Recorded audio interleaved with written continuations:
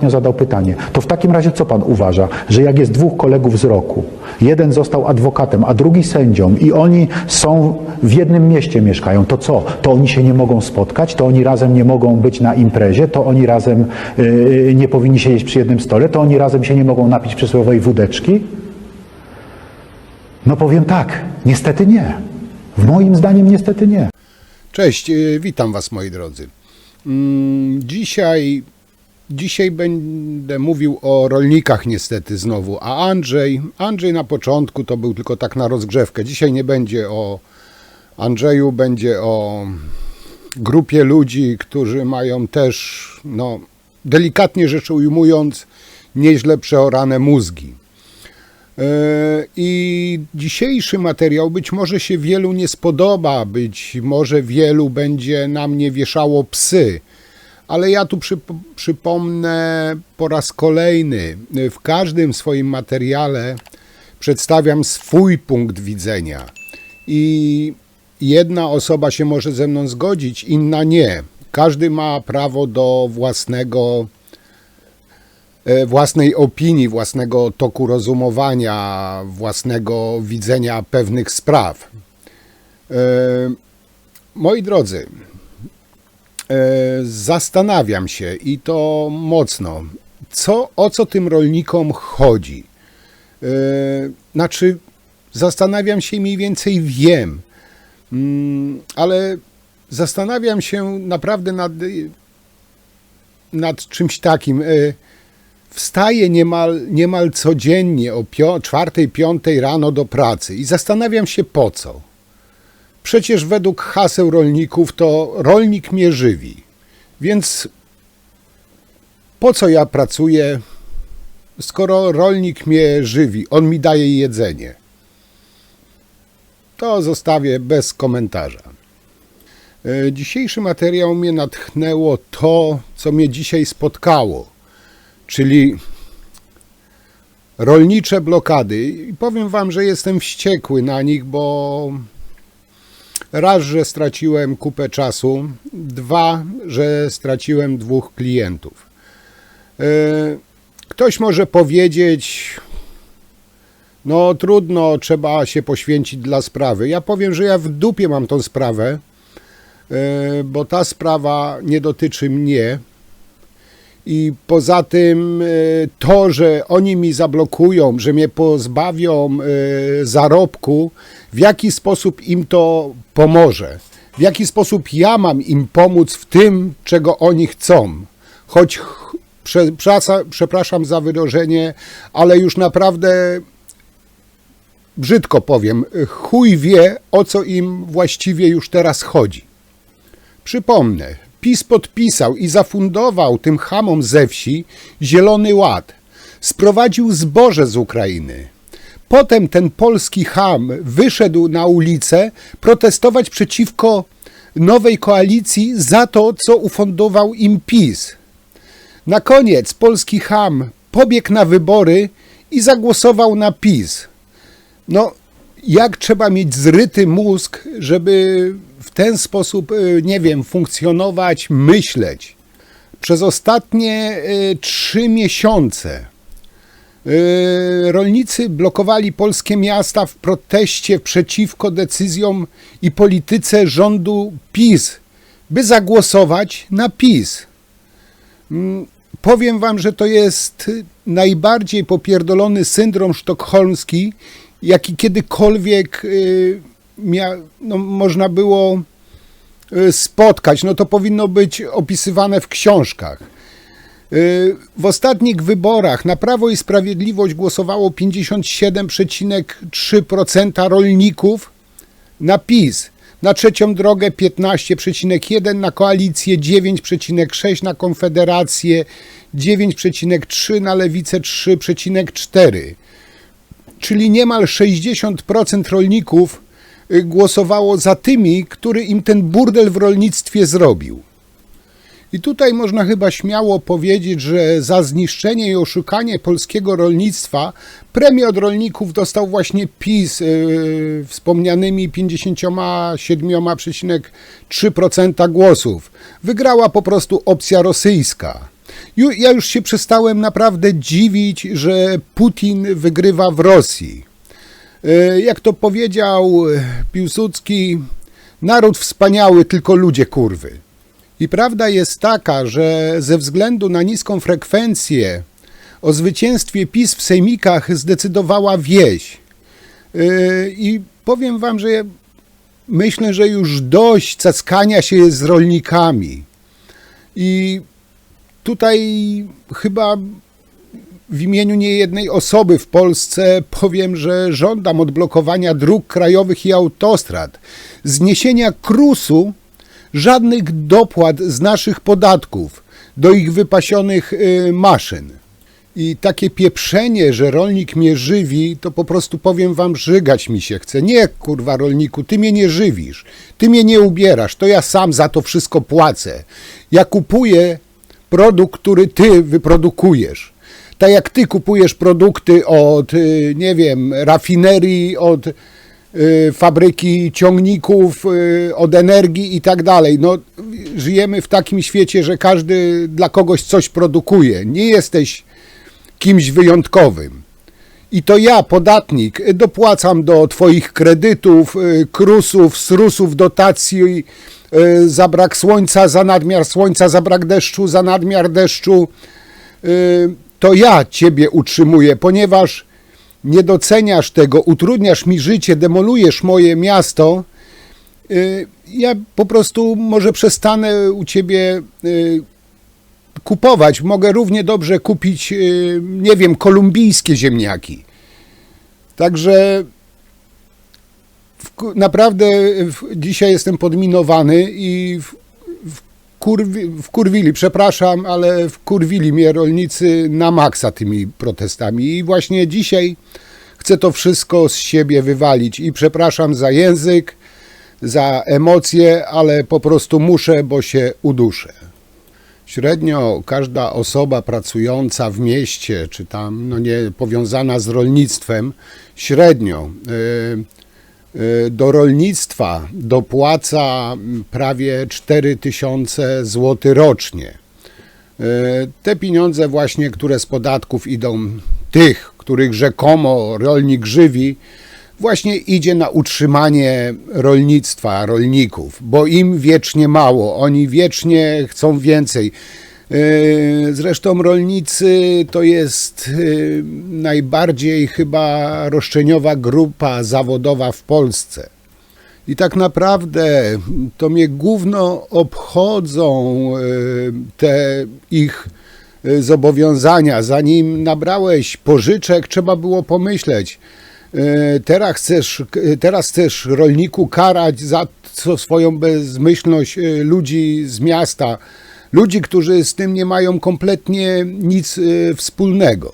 Poza tym, tak jak rolnicy zaplanowali 48-godzinną blokadę kraju, no to powiem wam, że musi być tam w rolnictwie bardzo dobrze, skoro mogą sobie pozwolić na to, by odejść od wideł na 2 dni. Mówią, że pracują 24 na dobę, a 2 dni jadą blokować, utrudniać życie normalnym ludziom. I tylko czegoś tu kuźwa naprawdę nie rozumiem. Obecny rząd, czy tam premier Tusk, który nie ma nic wspólnego z Zielonym Ładem, bo to im zafundował PiS, na który zgodził się Morawiecki, i musi się teraz z tymi gumiakami użerać. I pytanie, czy tu chodzi o ten Zielony Ład, czy o Tuska? No bo jeśli tak naprawdę no, to paraliżują ten kraj, nie wiem, będę chyba pierwszym obywatelem, który będzie popierać, już nawet jestem za tym, żeby zlikwidować ten pieprzony KRUS i wjebać normalny ZUS. Niech działają na tej samej zasadzie, co każdy przedsiębiorca. I powiem wam, że władze państwowe no nie powinni pozwalać rolnikom ani nikomu innemu na blokowanie kraju na 48 godzin. To jest łamanie konstytucyjnych praw wolności innych obywateli. między innymi do prawa swobodnego przemieszczania się, nie mówiąc już o zagrożeniu bezpieczeństwa. Po prostu skończyć z tym pobłażaniem, bo im bardziej im się pobłaża, tym na więcej se pozwalają. A te wyniki PiS po tych wyborach samorządowych pokazuje, że w naszym kraju można być złodziejem, oszustem, rządzić 8 lat, nic nie robić, tylko przy pomocy skorumpowanych mediów, dziennikarzy, robić sobie, nie wiem, dobry PR i głupi ludzie to kupią, bo ja cytując klasyka, ludzie są tak głupi, że to działa. I po rolnikach to najlepiej właśnie widać. Bo przypomnę, tutaj rolnicy protestują przeciwko Zielonemu Ładowi, który wprowadził PiS, importowi zboża z Ukrainy, które sprowadził PiS. W wyborach, jeszcze raz powiem, PiS od rolników dostał 57,3% głosów. No, nie wiem, tu trzeba być chyba psychiatrą po 30 latach praktyki, żeby coś takiego zrozumieć. A PiS została partią klasową dla elektoratu o mentalności chłopów pańszczyźnianych. To jest taki nowotwór, daj ta, bo się należy. W zamian za kultywowanie takich archaicznych i patologicznych wzorców cywilizacyjnych, które niszczą społeczeństwo i państwo. I no, tego właśnie doświadczamy.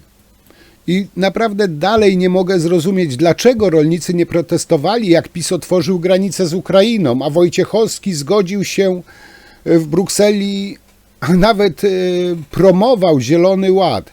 Gdzie wtedy byli rolnicy? Gdzie były te protesty? Gdzie było to blokowanie? I co ten rolnik protestuje? Czemu on blokuje polskie drogi? Bojkotując europejski zakaz trucia polskiego robotnika pestycydami i którymi tonami sypie na swoje pole. No i ja mam go popierać. Jemu się nie podoba Zielony Ład. Jemu się nie podoba Zielony Ład, bo nie będzie mógł sypać tej chemii tyle, żeby to szybciej i więcej rosło. Będzie tutaj mi pieprzył o polskiej zdrowej żywności.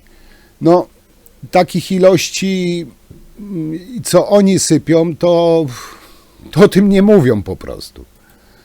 Być może też nie wiecie, rolnicy, uwaga, w ciągu roku mają 16 miliardów, tyle rocznie dopłat otrzymują rolnicy od państwa. Są najbardziej uprzywilejowaną grupą zawodową w Polsce, a im dalej mało. Czy wy kiedykolwiek widzieliście zadowolonego rolnika? I powiem wam jedno, no jestem za tym, żeby przestać poniżać polskich patriotycznych rolników tymi dopłatami z Unii Europejskiej. Należy im pozwolić działać jak każdemu na wolnym rynku. Niech płacą ZUS-y, wszystkie ubezpieczenia, pełne podatki, kupują środki produkcji bez poniżających państwowych dopłat, skończyć z dopłatami za paliwa, tymi wszystkimi wyrównawczymi pierdołami. No niech działa jak każdy na rynku. Zobaczymy, jak wytrzyma konkurencję. Tak jak musi każdy normalny przedsiębiorca w Polsce. I propos jeszcze tej zdrowej żywności. Czeski Lidl musi wycofać partię 17,5 tony wieprzowiny sprowadzonej z Polski. Lekarze weterynarii znaleźli w nim antybiotyk, norma została przekroczona 60-krotnie. To jest ich właśnie zdrowa żywność. I nie to, że ja jadę na polskie produkty czy coś, nie, po prostu trzeba mówić prawdę i nie dawać się ogłupiać tępej propagandzie. I takie moje pytanie do rolników, tak dzielnie broniących obecnie polskiego rynku pod biało-czerwonymi flagami. Gdzie wy żeście byli? Które drogi blokowaliście, gdy pisowska władza dewastowała Trybunał Konstytucyjny, KRS, niezależność sądów, prokuraturę, inwigilowała opozycję Pegasusem, brała w policyjne kotły demonstrujące kotły? Ja wam powiem, gdzie byliście. Ano, Przebrani w stroje ludowe, podrygując, podśpiewując, robiliście za tło na festynach Kaczyńskiego. Tak naprawdę to wy macie gdzieś polski interes. Was interesuje tylko kasa i wasze własne dupy. I takie teksty, że wy walczycie za wszystkich Polaków, no to jest jedna z większych bzdur, jakie słyszałem. Rolnicy utrudniają życie normalnym ludziom, blokują drogi, bo im się Zielony Ład, pisowski Zielony Ład przestał podobać. A ja powtórzę pytanie, gdzie byliście przez ostatnie 8 lat, gdy rząd PiS w waszym imieniu ten ład podpisywał? Gdzie byliście, gdy wspierany przez was pisowski rząd w waszym imieniu promował ten Zielony Ład? Gdzie byliście, jak na polski rynek pisowcy ściągali ukraińskie owoce, zbożem technicznym zasypywał? Gdzie wtedy blokowaliście? Gdzie byliście, gdy waszego wsparcia potrzebowali protestujący lekarze, nauczyciele, sędziowie, chorzy na raka, przedsiębiorcy, kredytobiorcy, osoby niepełnosprawne z opiekunami? Gdzie byliście, jak strajkowali rezydenci? Gdzie byliście, jak Zalewska odbierała waszym dzieciom szansę na dobrą edukację? Co, kartofle i buraki sadziliście, to teraz się wypchajcie tymi kartoflami i burakami. Powiem wam, że miałem jeszcze jakieś tam resztki szacunku dla tych rolników. Ja nie mówię o wszystkich, ja mówię o tych zadymiarzach, żeby to było jasne. A propos zadymiarzy, na chwilę przestanę tutaj atakować. Chciałbym wam tutaj wrzucić fragment, na początek fragment pytania pisowskiego rolnika i odpowiedź Tuska. W Sucharze Dnia, moi drodzy, będzie całość. To jest długie, prawie pół godziny, dlatego to na koniec wrzucam, ale posłuchajcie tego, bo naprawdę warto. I dlatego to jest też ten sens tego mojego pytania, o co tym rolnikom właściwie chodzi. Nie będę wam tutaj streszczał tego wszystkiego, ale powiem wam, że Tusk w 3 miesiące zrobił dla tych niewdzięcznych gumiaków więcej niż PiS przez 8 lat. Ale im to nie wystarcza. Zresztą posłuchacie, to zrozumiecie, tylko wysłuchajcie wypowiedzi Tuska do końca, wyjaśnia temu pisowskiemu rolnikowi, bo przyszedł tam, jeszcze to było przed wyborami, przyszedł tam i zadawał pytania napisane na Nowogrodzkiej. Tusk mu spokojnie, merytorycznie wszystko wyjaśnił. Ale to na koniec tutaj wam wrzucę tylko urywki teraz, bo jeszcze chcę coś powiedzieć. Przepraszam, że ja dzisiaj tyle gadam, ale naprawdę tak jak tolerowałem, znosiłem jakoś te ich protesty, tak dzisiaj szala goryczy u mnie się przynajmniej przelała. Dobra, posłuchajcie tego pisowskiego rolnika i fragment pytania pisowskiego rolnika i odpowiedź Tuska, a tak jak powiedziałem, na koniec w Sucharze będzie całość. Dzień dobry, nazywam się Paweł Lupa i reprezentuję rolników. I mam do pana premiera takie pytanie, bo pan mówił o bezpieczeństwie Polski. Jak pan sobie wyobraża bezpieczeństwo Polski bez polskiego rolnictwa? Bo jak wiadomo, proszę państwa, strajkujemy już od dłuższego czasu i wydaje nam się, znaczy jestem pewny, że strajkujemy w słusznej sprawie. I oczywiście dziękujemy wszystkim, którzy nas popierają i wytrwale stoją czasami w tych korkach, które tworzymy. Tylko panie premierze, muszę powiedzieć, że jest pan naszym motorem takim, który sprawia, że ponownie będziemy musieli wyjechać na te wszystkie blokady, ponieważ uważamy, że w naszym kierunku nic się nie dzieje. Są jakieś tam rozmowy, ministrowie coś tam ustalają. Wiadomo, no nie będę tutaj, jak to się mówi, lał wody. Nie ma konkretów, panie premierze. Zero konkretów. Jesteśmy rozbierani ekonomicznie. Następuje kolejny ekonomiczny rozbiór Polski. Czy pan tego nie widzi? Kto ma w tym wszystkim interes? Bo na pewno nie my. Proszę państwa, PiS, ja nie, proszę państwa, jestem totalnie bezpartyjny. Przyjechałem tutaj jako rolnik z chłopakami, nie reprezentujemy nikogo. Proszę mi wierzyć. Oczekujemy od obecnego rządu, oczywiście nasi poprzednicy zrobili, co zrobili, wiadomo, wszyscy wiemy. Oczekujemy od pana konkretnych, stanowczych, natychmiastowych posunięć. Żeby pan dbał o polskie rolnictwo, ponieważ żeby zniszczyć kraj, wystarczy zabrać energię i żywność. Nie chcemy płacić za ukraińskie zboże kiedyś niebagatelnych pieniędzy, żebyśmy kupili chleb. Proszę panią, nie dość. Także pytanie proste. Jak sobie pan wyobraża kraj bez polskiego rolnictwa? Dziękuję. Ważna informacja, skąd pan jest, bo ja chcę bardzo serio z panem o tym porozmawiać, bo ja naprawdę, ja w tej chwili całe życie swoje poświęcam, żeby wam pomóc. Całe swoje życie, 20 na dobę czasami, żeby wam pomóc. Nie mam właściwie ważniejszej sprawy na głowie, ale chcę, żebyśmy byli szczerzy wobec siebie. Pan wobec mnie, ja wobec pana. We wrześniu, kiedy rząd PiS-u mówił, nie widzimy żadnego zboża ukraińskiego. Ja już wtedy wspólnie z Kołodziejczakiem mówiłem, to wam pokażemy. Ja jeździłem pod granicę, robiłem filmiki, ile wagonów pełnych ze zbożem przejeżdża. Nikogo z was nie widziałem. Odwiedzałem rodziny rolnicze w całej Polsce i mówili mi na ucho, źle się dzieje.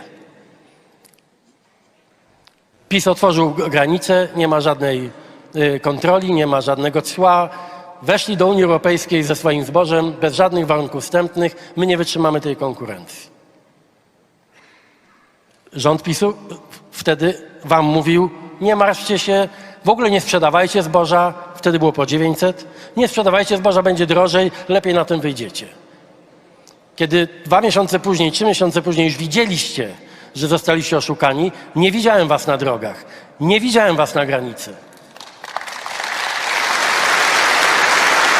I teraz jeszcze taka ciekawostka. PiS w trosce o polskiego rolnika i konsumenta oczywiście sprowadził 330 000 ton technicznego zboża rzepaku kukurydzy za ponad 6 miliardów złotych. Rolnicy tego nie widzieli, byli ślepi, PiS dalej był cudowny.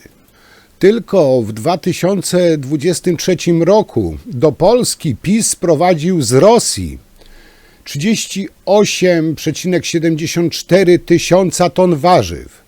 Dużo tańszych niż polskie. Cebula, groch, ogórki, cieciorka, marchew, rzep, bób.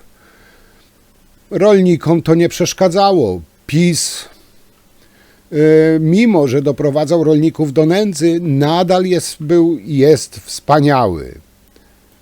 W Polsce nadal jest jeszcze 10 milionów ton zbóż sprowadzonych za rządów PiS, tylko w latach 2022-2023 z Ukrainy. Elewatory są pełne pomimo obietnic PiS i Kaczyńskiego, zboże nie zostało wywiezione. To uderzenie w rolników produkujących mleko i cały przemysł mleczny, bo rolnicy chcą, żeby zamknąć granice. Tylko właśnie, mówię, to jest uderzenie w produkujących rolników mleko i cały ten przemysł mleczny, bo eksport do Ukrainy to jest 5 miliardów złotych. Czyli to także uderzy w rolników produkujących drób i jaja. I co wtedy rolnicy wyjdą na ulicę, znowu blokować miasta, bo będą protestować przeciwko tym rolnikom, którzy blokują granice? No, już zahaczamy o, nie wiem, granicę jakiejś pieprzonej paranoi. Bo tak na logikę, jak już wprowadzą to embargo na żywność z Ukrainy, okej, ale Ukraina wtedy wprowadzi embargo na żywność z Polski i to rolnicy, którzy sprzedają zwłaszcza właśnie te produkty mleczne na Ukrainę, tak mówię, będą protestować przeciwko rolnikom, którzy chcieli embarga A może będą protestować przeciwko rządowi, że Ukraina, że oni zamknęli granicę? No, ich to już teraz bez łoma nie rozszyfrujesz. I tak dla przypomnienia. Tusk ostrzegał, Kaczyński zapewniał, że ukraińskie zboże nie jest zagrożeniem, że nikt nie straci. Pamiętacie to wszyscy. No, teraz jakaś pieprzona zbiorowa amnezja rolników strajkujących teraz, a nie za rządów Kaczyńskiego. Kaczyński zapewniał rolników, że nie stracą na imporcie zboża z Ukrainy. Wszyscy sprzedadzą swoje zboże po naprawdę bardzo przyzwoitych cenach, nawet jeśli uwzględnić inflację. Przekonywał Kaczyński w lipcu 2022 roku. W tym samym czasie Tusk ostrzegał, że trzeba to tak zorganizować, by pomoc Ukrainie nie oznaczała jakichś bardzo dotkliwych strat dla polskich rolników. Ale Tusk jest zły, Tuska się nie słucha, słucha się prezesunia, zbawcy narodu. No to jak go słuchacie, to teraz tak macie, więc nie utrudniajcie życia normalnym Polakom w mieście, a iście utrudniać życie Kaczyńskiemu na Nowogrodzką. Kaczyński bajerował rolników w sprawie zboża z Ukrainy. Ci na kolanach niemal go wielbili jak święty obraz, niemal klękali przed telewizorami, gdy się pojawiał w TV PiS. A dzisiaj protestują, mało tego. Wywalili obornik przed domem matki Hołowni i nazwali Hołownię zdrajcą polskiej wsi. Powiem wam, że ci ludzie są, jeśli nie kretynami, to są delikatnie rzecz ujmując jacyś obłąkani. Ale im dłużej to wszystko trwa, im dłużej słucham tych całych rolników, to coraz bardziej jestem przekonany, że najgłośniejszym postulatem rolników wcale nie jest jakieś zboże czy inne produkty rolne. I tutaj powiedzmy sobie wprost, głównym postulatem protestujących tych rolników jest ustąpienie rządu Donalda Tuska i powrót pisuaru do władzy. I przestańmy się tutaj czarować, że tu chodzi o jakiś zielony ład czy o cokolwiek innego. Tu chodzi o to, żeby ich partia dalej rządziła. Zresztą posłuchać tych postulatów rolników. Hasła typu Tusk do celi, zwyciężymy dyktaturę, to śmierdzą normalnie na odległość pisowską prowokacją. 8 lat rolnicy nie widzieli, co wyprawia PiS, a teraz w rządzie, który mamy od, 3 miesięcy, widzą dyktaturę. No serio? Naprawdę? Ci cali rolnicy inspirowani przez tą pisowską rolniczą solidarność nie protestowali jak Morawiecki, Androwski, Wojciechowski i tym podobni wprowadzali Zielony Ład. Dzisiaj zamiast zorganizować, panele rozmów z rządem, który chce znaleźć rozwiązanie problemu, to rozkręcają jakieś uliczne chucpy, palą opony, drą mordy. Sympatyków im to nie przystworzy, a wyłazi z nich po prostu pospolite warcholstwo. I tak powiedziałem, jestem przekonany o tym, że ta cała akcja rolników to jest po prostu kampania wyborcza PiS. Była teraz do samorządów, teraz będzie do Unii Europejskiej, bo jak inaczej wytłumaczyć te wszystkie protesty, chucpy, utrudnianie życia ludziom? Przez 8 lat nic im nie przeszkadzało. PiS wymyślił i wprowadził Zielony Ład do Unii Europejskiej. PiS wychwalał ten program, a po jego wprowadzeniu rolnicy po prostu, tak jak powiedziałem, odwdzięczyli się głosami dla PiS-u. Nie będę, to jest przypadek kliniczny, ja na ten temat to już nawet się nie będę wypowiadał. I ponownie pytanie, rolnicy, Tusk czy Kosiniak-Kamysz już w czerwcu 2022 roku ostrzegali przed niekontrolowanym importem ukraińskich produktów rolnych. Ale nie, bo to była ruska propaganda, jak to Kaczyński mówił. I gdzie wtedy żeście byli? Dlaczego wtedy nie wyszliście na barykady? Dlaczego nie blokowaliście? Dlaczego nie apelowaliście do pisowców? Na to pytanie nigdy żaden rolnik nie jest w stanie odpowiedzieć. Jeszcze jedna sprawa. Zawsze musi być ten ktoś winny. W przypadku zboża winni Ukraińcy, ale tak na zdrowy rozum pomyśleć. No, Ukraińcy mają zboże takie, jakie mają. Ale czy może są winni Polacy, którzy je kupują i produkują żywność z tego zboża? Gdyby Polacy nie sprowadzali tego zboża, notabene oligarchowie pisowscy, bardzo dużo oligarchów pisowskich ściągało to zboże z Ukrainy. Produkowali chleb czy inną żywność z tego zboża, więc czy to Ukraińcy są winni, że sprzedają to, co Polacy chcą kupić? Tak pomyślcie nad tym. Teraz ci, co najwięcej kupowali zboża od Ukraińców, są wielkimi protestującymi, że zboże z Ukrainy jest ściągane. Ale przecież sami te zboże ściągali. Jak to nazwać? Skurwysyństwem czy po prostu delikatnie hipokryzją? Czemu nie ma strajków, blokad przed tymi polskimi importerami tego zboża? Czemu nie ma blokad, strajków przed tymi polskimi zakładami? Bo najprościej jest utrudnić życie, blokując drogi niewinnym ludziom. A przestępcy są po prostu bezkarni lub kryci przez tych rolników.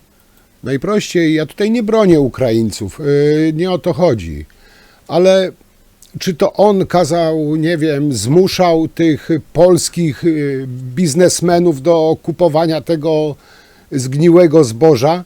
Czy to on kazał robić produkty, chleb czy mąkę dla polskiego konsumenta? Nie.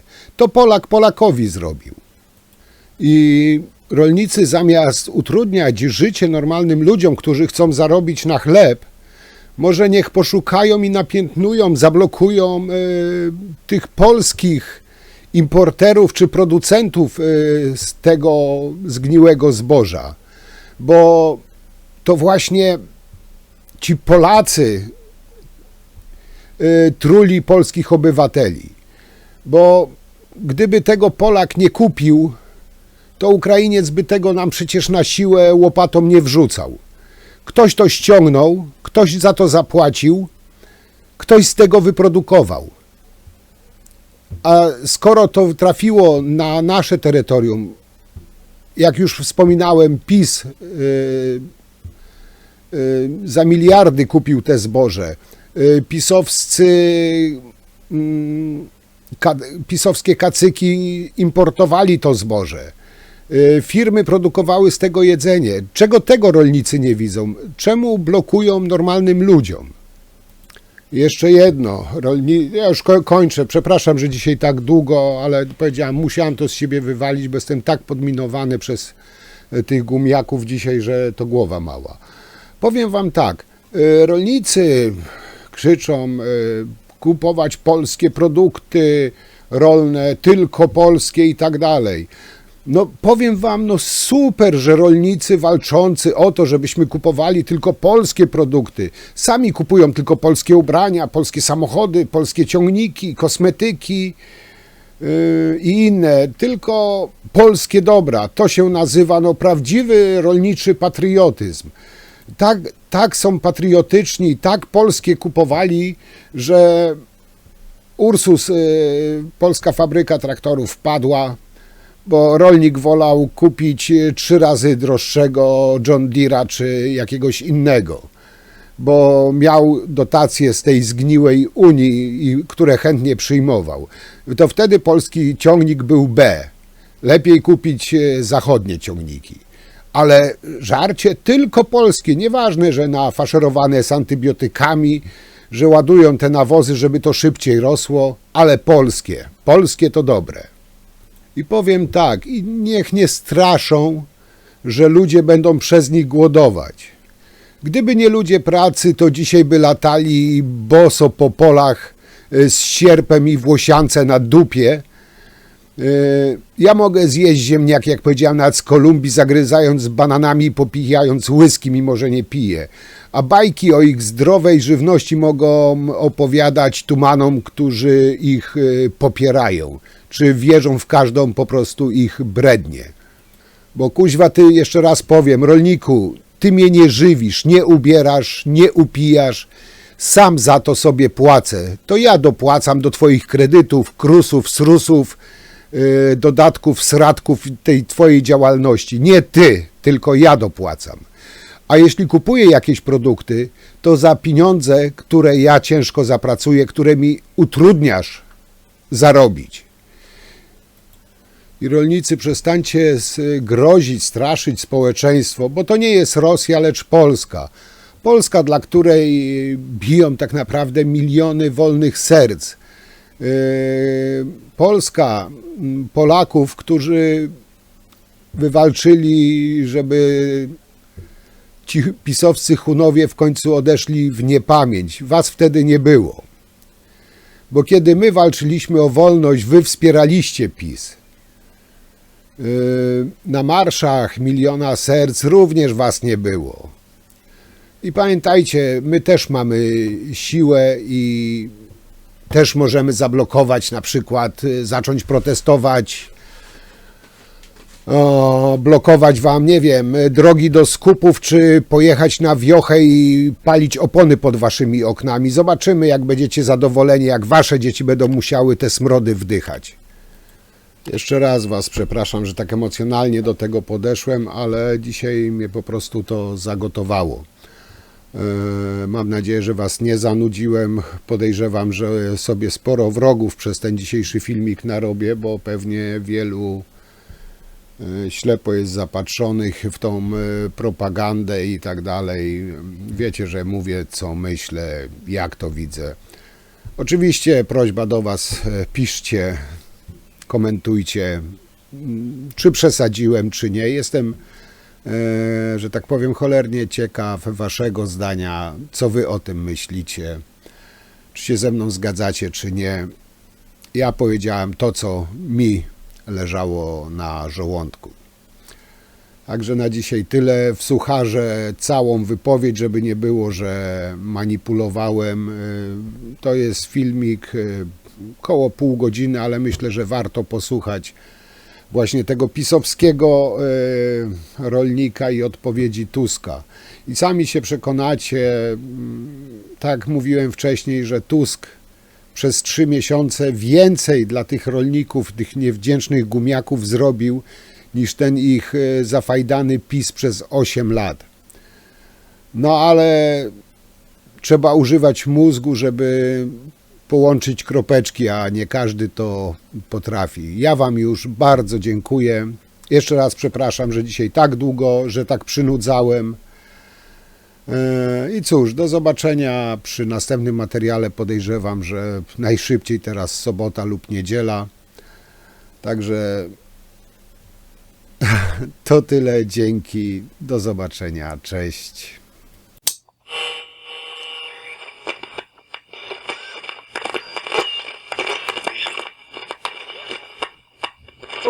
Dzień dobry, nazywam się Paweł Lupa i reprezentuję rolników. I mam do pana premiera takie pytanie, bo pan mówił o bezpieczeństwie Polski. Jak pan sobie wyobraża bezpieczeństwo Polski bez polskiego rolnictwa? Bo jak wiadomo, proszę państwa, strajkujemy już od dłuższego czasu i wydaje nam się, znaczy jestem pewny, że strajkujemy w słusznej sprawie. I oczywiście dziękujemy wszystkim, którzy nas popierają i wytrwale stoją czasami w tych korkach, które tworzymy.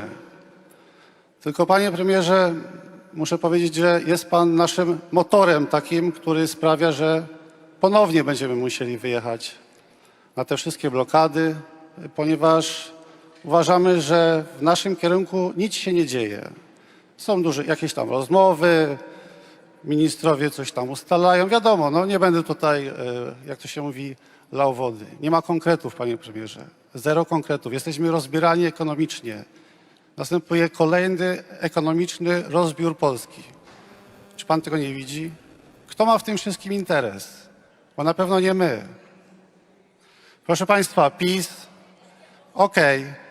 proszę państwa, jestem totalnie bezpartyjny. Przyjechałem tutaj jako rolnik z chłopakami, nie reprezentujemy nikogo. Proszę mi wierzyć. Oczekujemy od obecnego rządu, oczywiście nasi poprzednicy zrobili, co zrobili, wiadomo, wszyscy wiemy. Oczekujemy od pana konkretnych, stanowczych, natychmiastowych posunięć. Żeby pan dbał o polskie rolnictwo, ponieważ żeby zniszczyć kraj, wystarczy zabrać energię i żywność. Nie chcemy płacić za ukraińskie zboże kiedyś niebagatelnych pieniędzy, żebyśmy kupili chleb. Proszę panią, nie dość. Także pytanie proste. Jak sobie pan wyobraża kraj bez polskiego rolnictwa? Dziękuję.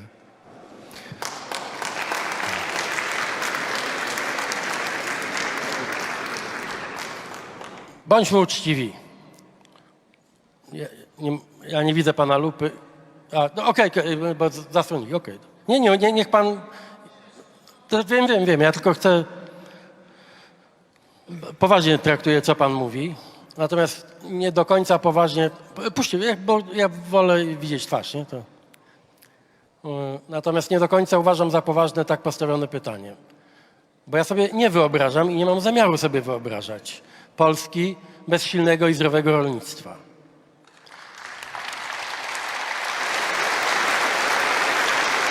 Nie wyobrażam sobie też, żeby polski rolnik został pozostawiony sam sobie w sytuacji, kiedy on akurat zupełnie bez winy, ten przysłowiowy polski rolnik, jest narażony na konkurencję, do niedawna zupełnie bezkarną konkurencję tanich produktów rolnych z Ukrainy, Rosji, Białorusi.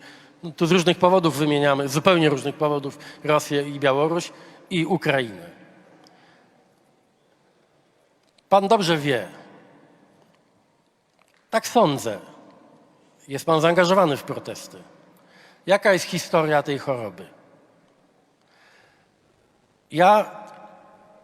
Nie ma dnia, żebym nie poświęcił 3-4 godzin rozmowom, analizom, wyjazdom za granicę.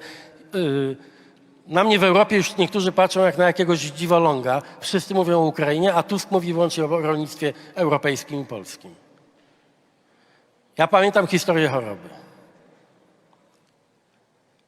Kiedy w czerwcu przypadek zrządził z dzisiejszym wiceministrem rolnictwa, panem Kołodziejczakiem, wówczas człowiekiem, który był przeciwko mnie, przecież pamiętacie. Kiedy zaczęliśmy krzyczeć w sprawie ukraińskiego zboża, nie widziałem pana blokującego ulicę.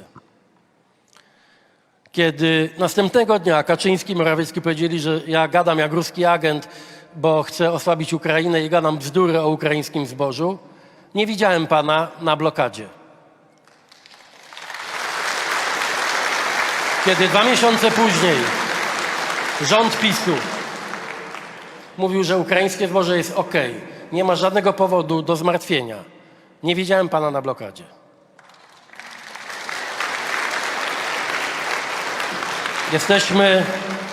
Jesteśmy w sierpniu. Kiedy we wrześniu uprzedzałem i mówiłem na cały głos, jeszcze robiłem, wie pan, takie filmiki. Pokazywałem tysiące wagonów, jak wygląda, jakiej długości jest ten pociąg z ukraińskim zbożem. I on był od Świnoujścia do Przemyśla. To byłem sam. Sam. Nawet moi przyjaciele mówili, przestań, to jest antyukraińskie, nie możesz tak mówić. Nie widziałem pana. Ani pańskich kolegów. Dzisiaj jak jechałem, wy jesteście, część z was ze Słomnik, dobrze kojarzy, nie? Tak. Ja przejeżdżałem koło Słomnik, widziałem, wiem o tym, no bo przygotowaliśmy się, kiedy zgłaszaliście, że będziecie obecni, to też chciałem wiedzieć, skąd jesteście, z jakiego miejsca. Przejeżdżałem, tam stoi zresztą taka instalacja z dużym transparentem o strajku rolników, więc miejsce jest dość widoczne, tam gdzie jest zjazd na Słomniki.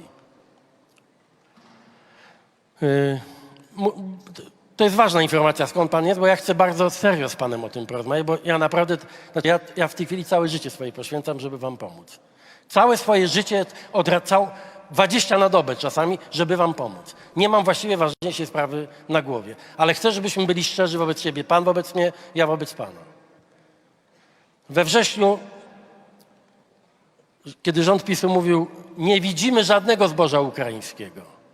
Ja już wtedy wspólnie z Kołodziejczakiem mówiłem, to wam pokażemy. Ja jeździłem pod granicę, robiłem filmiki, ile wagonów pełnych ze zbożem przejeżdża. Nikogo z was nie widziałem. Odwiedzałem rodziny rolnicze w całej Polsce i mówili mi na ucho, źle się dzieje. PiS otworzył granicę, nie ma żadnej kontroli, nie ma żadnego cła. Weszli do Unii Europejskiej ze swoim zbożem bez żadnych warunków wstępnych. My nie wytrzymamy tej konkurencji.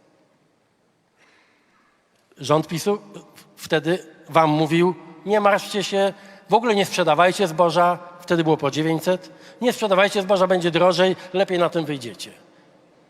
Kiedy 2 miesiące później, 3 miesiące później już widzieliście, że zostaliście oszukani, nie widziałem was na drogach, nie widziałem was na granicy.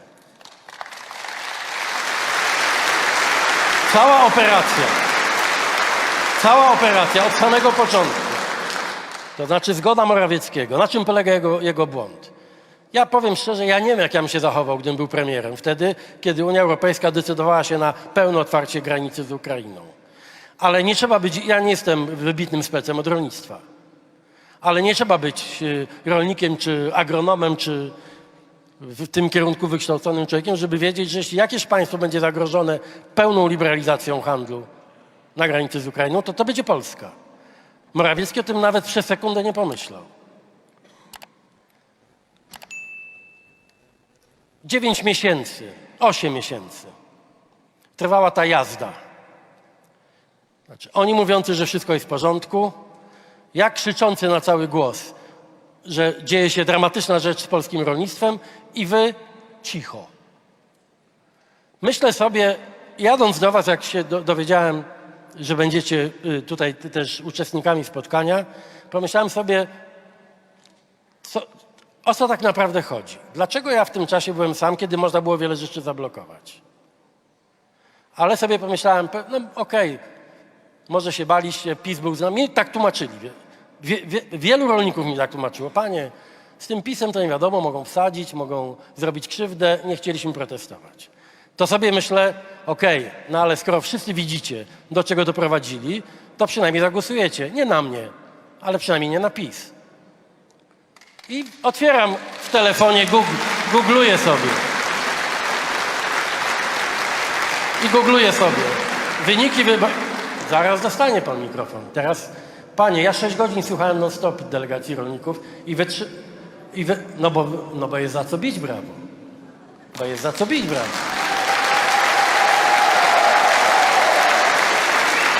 Więc zobaczyłem, jak wyglądały wyniki wyborów. Wie pan gdzie? W Słomnikach.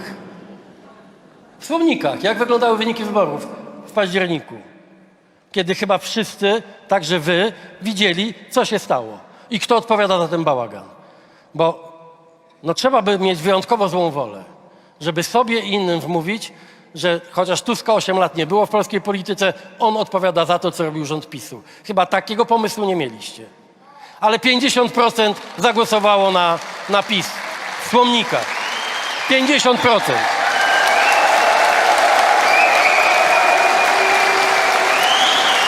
To znaczy, jak rozumiem, ja bym chciał, żeby było odwrotnie oczywiście. Na Koalicję Obywatelską 16%. Ja nie mówię tego, żeby panu dokuczyć. Ja tylko mówię, że wam to pasowało. To wam pasowało. Jak otworzyli granice, wpuścili dziesiątki milionów ton tego zboża i innych produktów, to wam pasowało. Kiedy ja od pierwszego dnia, jak zostałem premierem, zacząłem ten stan rzeczy naprawiać, wyszliście na ulicę i zaczęliście blokować granice, ronda i miasta. Znaczy robicie to bardzo często. I słyszę bardzo często hasła, no wiadomo jakie, nie? Znaczy o wyjściu z Unii Europejskiej, o tym, żeby zablokować zupełnie Ukrainę. Jakiś idiota nawet wywiesił plakat, że Putin zrób porządek z polskim rządem. Znamy te wszystkie historie. I dobrze wiem, wie pan co, ja nie zmieniłem zdania.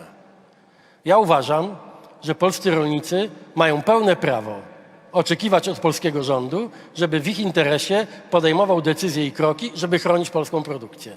Tylko ja nie rozumiem jednego. Ja to robię i jeszcze niestety będzie pan musiał wytrzymać 2 minuty, bo skoro pan publicznie mówi, że ja nic nie zrobiłem, to przez 2 minuty panu powiem, co ja zrobiłem. Dla was.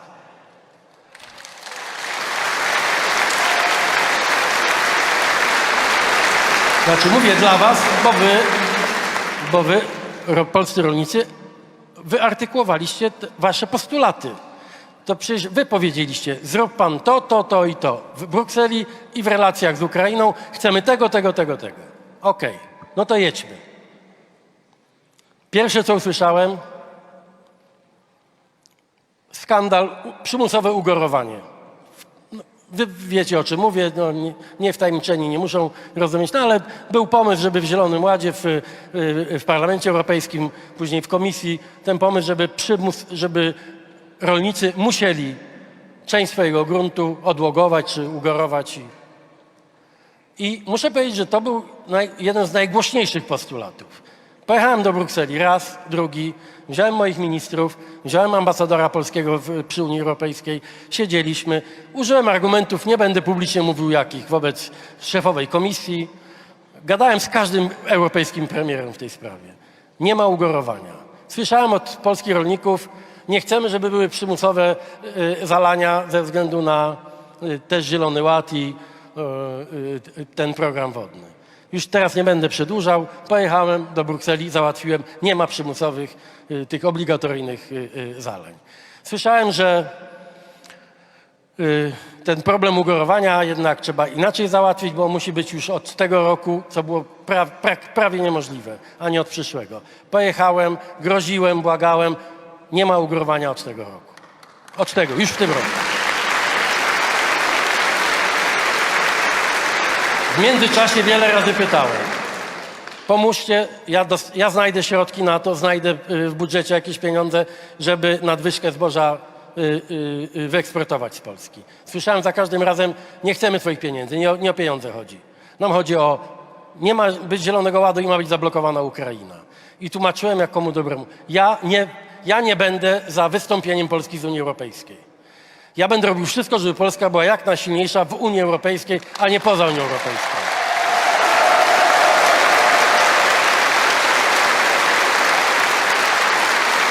I ja nie będę tym, który wbije nóż w plecy Ukrainie. Nie będę tym, który powie, ja to słyszę każdego dnia, zablokuj całą granicę z Ukrainą. Ale ja nie mówię, że pan. Ale ja bardzo przepraszam, nic w pana usta nie. Nic z tych rzeczy. Żadnych słów panu nie wkładam. Ja mam za sobą dobre 100 godzin rozmów z rolnikami.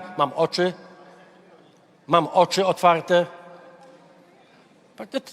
Chciał pan dzisiaj ze mną się spotkać, to z panem się dzisiaj spotykam. Inni spotykają się w Warszawie, Wielką Sobotę w Kościerzynie. Nie ma tygodnia, że w przyszłym tygodniu będę się spotykał z organizatorami blokad z całej Polski. Ja nie mam z tym żadnego problemu. Mówię panu przecież otwarcie, ja przecież nie odkrywam Ameryki. Słyszę każdego dnia, wczoraj, kiedy zaczęła się ta jednonocna okupacja budynku ministerstwa. Jeden postulat, zablokować granicę z Ukrainą. Ja nie zablokuję granicy z Ukrainą w sytuacji, w której w ciągu tych miesięcy rozstrzyga się w ogóle losy Ukrainy. Nie zrobię tego i nie pozwolę nikomu, żeby to zrobić. Ale jeśli chodzi o konkurencję zboża z ukraińskiego, to ja coś robię. Doprowadziliśmy w Unii Europejskiej, że tak zwany ATM, ten Autonomous Trade Measures, czyli te specjalne środki handlowe, tak się nazywa ta otwarta granica z Ukrainą, że w czerwcu będziemy mogli legalnie zgłosić do Komisji embargo na wszystkie produkty żywnościowe i rolne z Ukrainy. Zostało 1,5 miesiąca tylko. Tak, ale i tak embargo mamy. Embargo zachowaliśmy, to, które w akcie rozpaczy tuż przed wyborami Morawiecki nałożył. Utrzymaliśmy to embargo, tylko że ja jeszcze w przeciwieństwie do poprzedników, ja muszę załatwić to, żeby to było uznawane międzynarodowo. 2. Rozmawiam z Ukraińcami właściwie każdego dnia. Dzisiaj tranzytu prawie już nie ma. Ale my i tak nie będziemy w stanie zamknąć tranzytu, bo ten tranzyt jak nie przez Polskę, to przez Rumunię czy Słowację i tak trafi do Europy. Polska nie może zamknąć tranzytu z Ukrainą efektywnie. My będziemy robili wszystko, żeby ten tranzyt nie rozsypywał się po drodze w Polsce, żeby wyznaczyć tylko bardzo określone i nieliczne miejsca, gdzie tranzyt będzie mógł przechodzić przez Polskę. 3. Chciałem rozmawiać, ale tutaj mam kłopot ze znalezieniem rozmówców. Chciałem rozmawiać o tym, w jaki sposób wesprzeć rolników w finansowaniu ich strat wynikających z niskiej ceny zboża. Ale tak jak wspomniałem, słyszałem wtedy, nie, my chcemy precz z Zielonym Ładem, precz z Unią Europejską, precz i zablokować granice z Ukrainą, że to są nasze jedyne postulaty.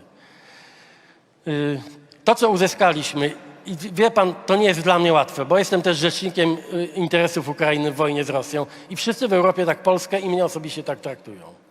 Ale udało mi się przekonać ich do tego, że za rok wrócimy jako cała Unia Europejska do zasad handlu z Ukrainą sprzed wojny. Więc problem się skończy. Musimy przetrzymać ten rok. I musimy tak pokierować tranzytem i utrzymać embargo już legalne, żeby nie było tej powtórki z rozrywki, jaką wam zgotował PiS kilka miesięcy temu. I ja to zrobię. Ja to zrobię. A to wszystko, o czym powiem, tylko pan mówi okej. Ja nie mogę już dłużej słuchać tego, że trzeba obalić rząd Tuska, bo Tusk niczego nie zrobił i nie ma żadnych konkretów. Nie mogę dalej słuchać takich rzeczy. Nie mówię, że pan to mówi, słyszę to każdego dnia. Znaczy ja się prawdopodobnie, być może częściej spotykam z innymi grupami protestującymi niż pan, więc mówię o moim doświadczeniu. Być może wy jesteście łagodne aniołki, ale ja generalnie, jak spotykam się z protestującymi, to słyszę, że ich celem na przykład jest, żeby rząd Tuska jak najszybciej zniknął, bo im się nie podoba rząd Tuska. I jakoś dziwnym trafem zawsze tam widzę działaczy Solidarności RI albo działaczy PiS-u. Prawie za każdym razem. Nie? Albo Konfederacji.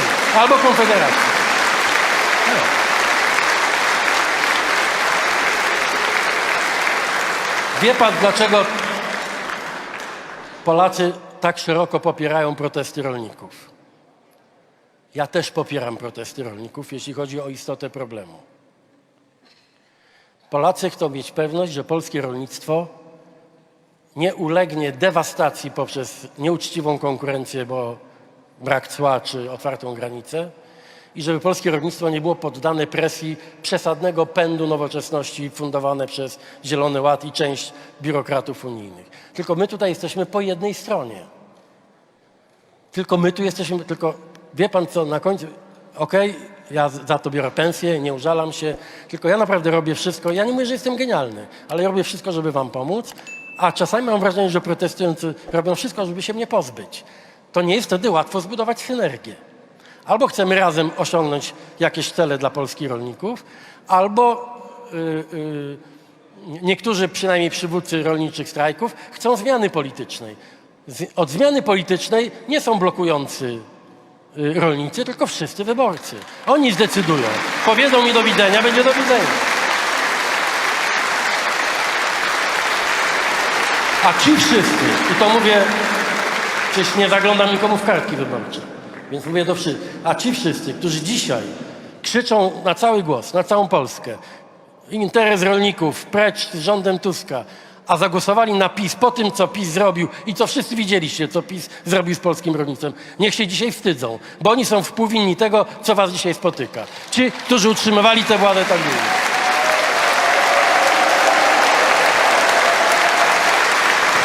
I ostatnie zdanie, jeszcze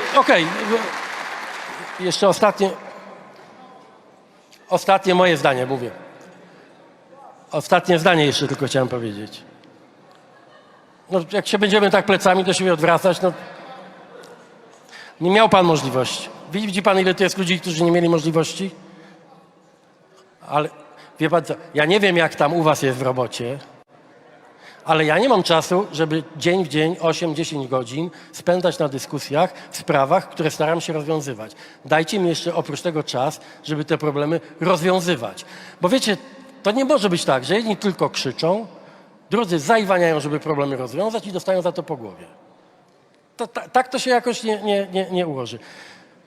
tak jak panu wspomniałem, te spotkania i rozmowy trwają, żeby naprawdę obie strony, rząd i protestujący, żebyśmy się zrozumieli, co jest możliwe, co jest w waszym takim autentycznym interesie, czy możemy odrzucić trochę politykę z tych naszych rozmów i negocjacji, żebym ja nie słyszał co trzecie zdanie, że trzeba obalić rząd Tuska, bo to nie jest merytoryczny argument.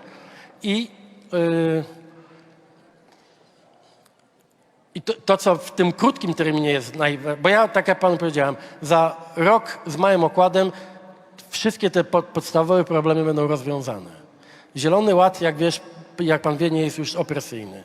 Ja na przykład, jak powiedziałem, bo to słyszałem też wiele razy, że warunkowość jest kłopotem, czyli trzeba spełniać warunki, robić zdjęcia, wysyłać notatki do Brukseli, żeby mieć dopłatę. Pojechałem do Brukseli i załatwiłem rzecz, ludzie się pukali w głowę, że to jest niemożliwe. Załatwiłem, żeby do gospodarstwa poniżej 10 hektarów wszystkie były zwolnione z jakichkolwiek obowiązków, jeśli chodzi o Zielony Ład i inne obowiązki unijne. I to jest 65% gospodarstw w całej Unii Europejskiej. W Polsce to jest około 60% gospodarstw. Czy ja chcę za to nagrody? W żadnym wypadku. Ja tylko chcę panu powiedzieć, że krok po kroku różne problemy rozwijam.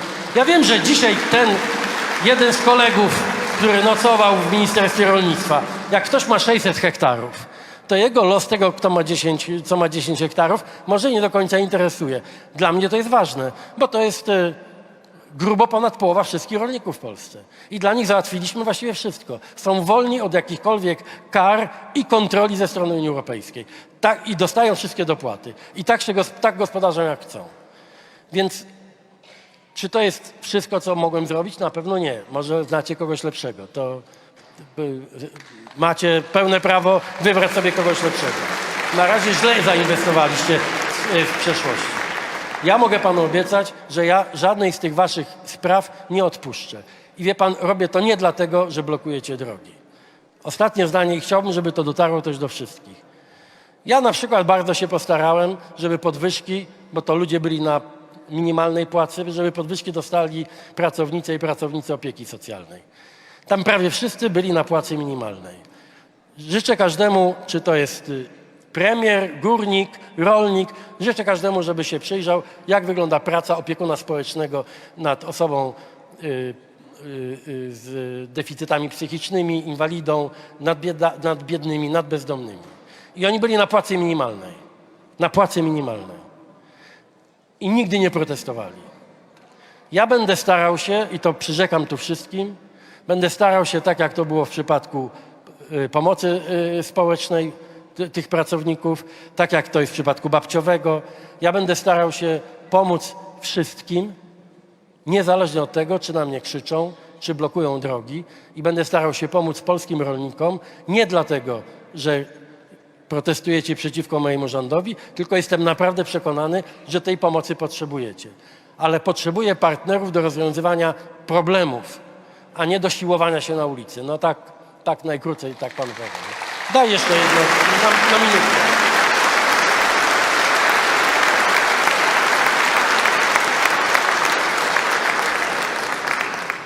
Na początku chciałbym zaznaczyć, że rzeczywiście pan premier przygotował się, jeśli chodzi o moją osobę i skąd jestem i nawet... Ja jestem z Gdańska. No to I powiemy pan wie, kim ja jestem, to też dobrze, że ja wiem, kim pan jest. Nie? Ja jestem z tego znany, że jestem znany. Więc